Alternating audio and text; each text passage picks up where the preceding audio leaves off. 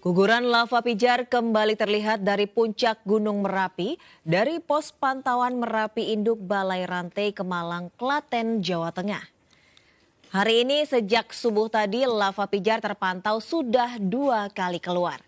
Yang pertama pada jam 4:49 dan yang kedua pada jam 7:20 waktu Indonesia bagian Barat dengan jarak luncur relatif kecil 500 meter.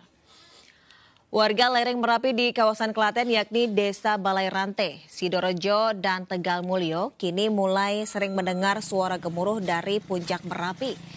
Dengan kondisi seperti ini, warga diimbau untuk waspada dan tidak beraktivitas di lereng Merapi dengan radius 3 km.